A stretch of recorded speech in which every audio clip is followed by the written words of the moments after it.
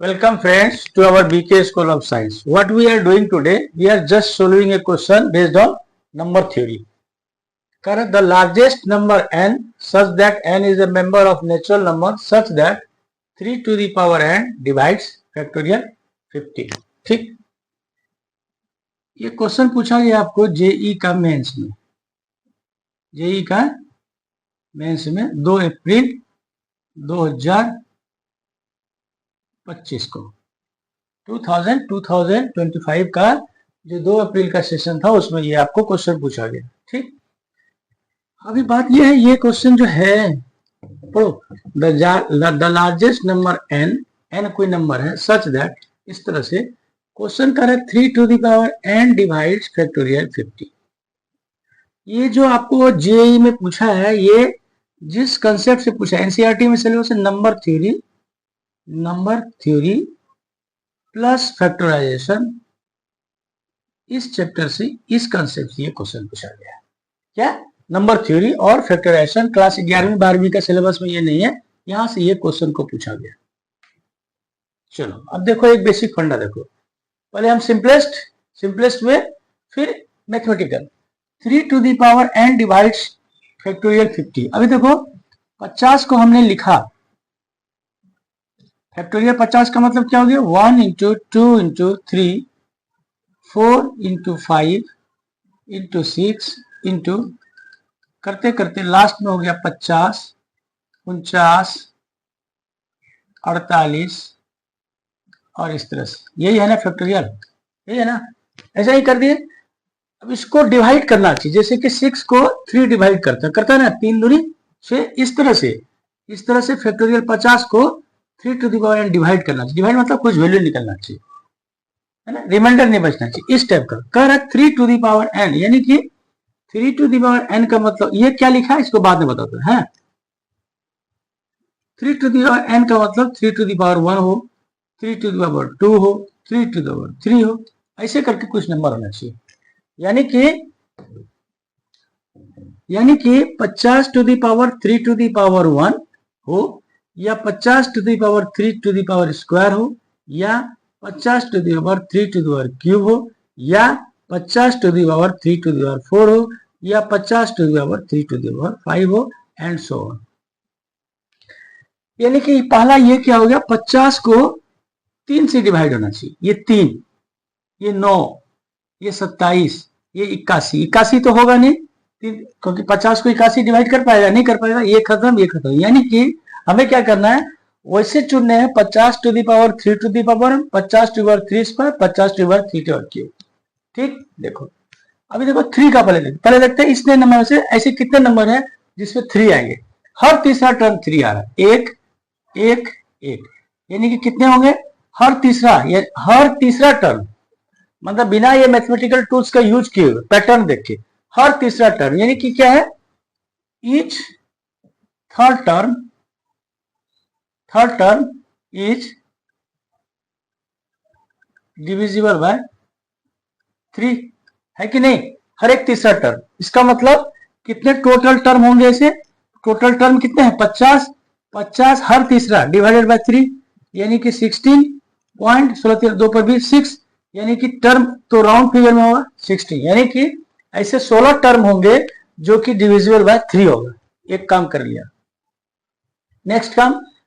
50 to the power 3 square, यानी कि 9, क्या 9 से डिविजिबल कौन है, देखो 7, 6 के बाद 7 8, एक दिमाग की बात है, 9, यानी कि ईच कौन सा टर्म है, 9th टर्म,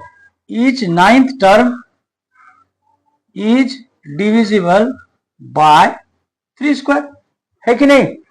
3 स्क्वायर मतलब 9, हर 9वां टर्म, तो 9वां टर्म कितने होंगे, तो 50 डिवाइडेड बाय 9 कितने हो गए, 9 5 45, 5 पर 50, 9 चौका नहीं, 5 पर 50, फिर से 9 5 5.5, यानी कि राउंड फिगर में होगा नंबर ना 5 हो गए। अब ये भी हो गया।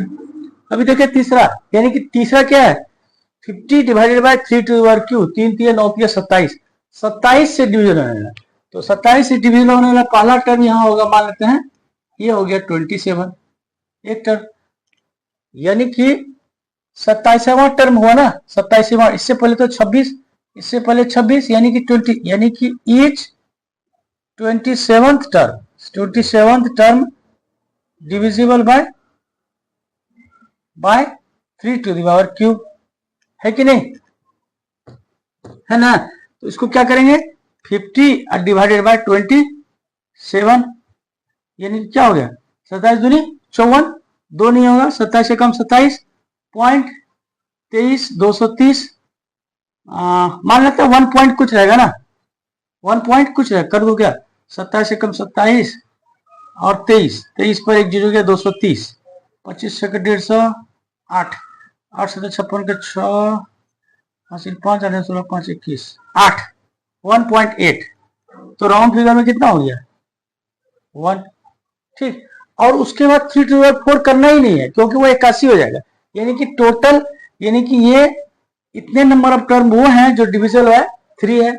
ये 5 ऐसे टर्म है जो डिविजिबल बाय 3 स्क्वायर है, और 1 और 3 टू द पावर क्यूब वाले कितने टर्म है, इतने, तो टोटल टर्म कितने हो गए 16 प्लस 5 प्लस 1 इक्वल टू 22, यानी कि ऐसे 22 टर्म्स होंगे। तो क्या कर रहा है 3 to the power n, largest number n का वैल्यू कितना हो गया 22, क्लियर हो गया, सिंपल से बना दिए, कितना हो गया 16 5 21 1 22, क्लियर। इस ये सिंपलेस्ट मेथड है, इजीएस्ट मेथड, पैटर्न बेस्ड, मतलब पैटर्न किए, देखो 3 से कितने कटने वाले, 3 स्क्वायर से 3, ये कट दिए 16 5 21 1 22। अब इसको थोड़ा सा मैथमेटिकल, हम प्योर हम मैथमेटिकल बात, अगर मैथमेटिक्स का यूज कर दो, ये तो मैथमेटिक्स का यूज था लेकिन पैटर्न बेस्ड, पैटर्न इसी को मैथमेटिकली कर रहा है। एक कंसेप्ट है फैक्टराइजेशन में, the number of times a prime number P, यहाँ प्राइम नंबर है ना 3, क्या है 3, क्या है आपका प्राइम नंबर है ना, है कि नहीं,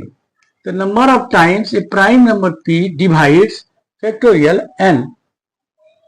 इज इक्वल टू, क्या होता है factorial n p to the power k, k का वैल्यू 1 से लेके इंफिनिटी तक, और इसका जो है ये ग्रेटेस्ट इंटीजर फंक्शन ये होता है नंबर ऑफ टाइम, इसलिए मैंने लिख के रखा number of times a prime number p divides, दिखने में लगता है बहुत भारी भारी ना, भारी भारी लगता है ना, यहां क्या है हियर p क्या है, किससे जो है 3 टू दी पावर है, p to the power 3 to p का वैल्यू क्या है यहाँ, एक्चुअली p का वैल्यू 3 है, n का वैल्यू क्या है 50 है,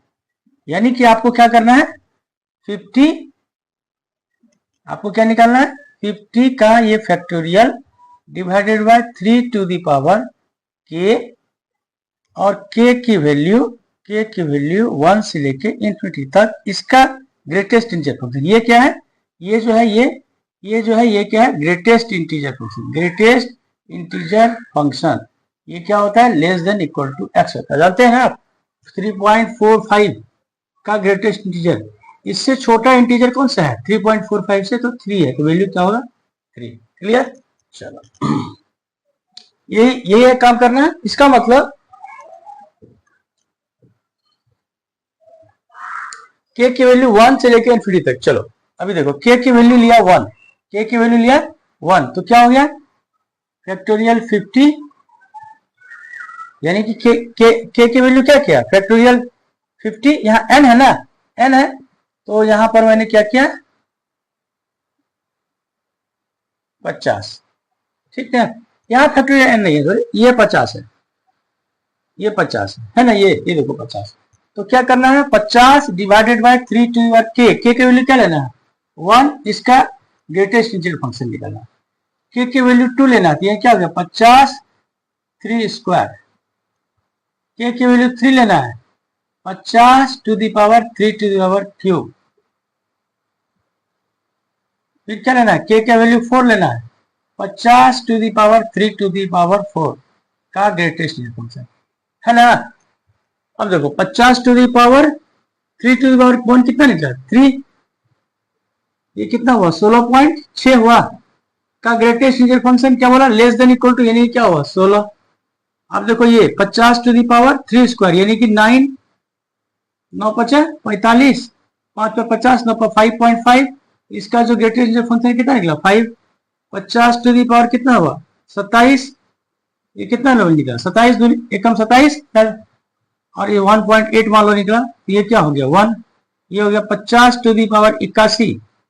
ये जो भी होगा क्या होगा लेस देन 1 होगा, इसकी वैल्यू 0, आगे करने का जरूरी नहीं है। टोटल कितना हो गया 16, 5, 21, 22, ये भी 16 प्लस 5 प्लस 1 इक्वल टू 22, इधर से भी हमने निकाला 22। ये फॉर्मूला इंपॉर्टेंट है, इसको ऐसे इसका नाम है लीजेंड्रेज फॉर्मूला, लीजेंड्रेज फॉर्मूला। इसका आपको लिखने का जरूरी एग्जाम में है नहीं, बता दिया लीजेंड्रेज फॉर्मूला या लीजेंड्रेज एक्सपेंशन, ये सब चीजें हैं आपको फैक्टराइजेशन का, आपको ये केवल याद है समझ लेना है। ये ऐसा है, कोई भी लार्जेस्ट कोई भी प्राइम नंबर है वो किसी फैक्टोरियल वाले नंबर को कितना टाइम्स डिवाइड करेगा, तो उसका ये फॉर्मूला होता है n divided by p to the power की, यहाँ 3 टू द पावर n है तो p की वैल्यू क्या हो गया 3 टू द पावर, ये देखो 3 to power 1, 3 to power 2, 3 to power, उधर से बनाओ कि इधर से बनाओ, दोनों तरफ से रास्ता सेम है। ये आपको केवल और केवल नंबर थ्योरी ऑफ फैक्टराइजेशन से संबंधित है। मजा आया, मजा आया ना, ठीक, गुड।